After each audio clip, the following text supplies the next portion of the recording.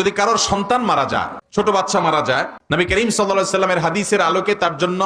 দুটি সুসংবাদ আছে। যদি কোনো আল্লাহর বান্দা তার সন্তান দুনিয়া থেকে চলে গেছে, এই জন্য সে সবর করে, এই জন্য সে ধৈর্য ধারণ করে, হাহুতাশ না করে, মালাকুল মউতকে গালিগালাজ না করে, ভাগ্যকে গালিগালাজ না করে, জামা কাপড় ছেঁড়াছিড়ি, ভাঙচুর, বুক ছাপলানো, মাথায় আঘাত করা, গালে আঘাত করা, এরকম অসহনশীলতার কোনো কাজ না করে, বরং আল্লাহর ফয়সালাকে যদি সে মেনে নেয়, হাদিসে আসছে আল্লাহ রাব্বুল আলামিন তখন ফেরেশতাদেরকে বলবেন যে আমার বান্দার সন্তানকে তোমরা নিয়ে এসেছো, তার কলিজার টুকরা তোমরা নিয়ে এসেছো,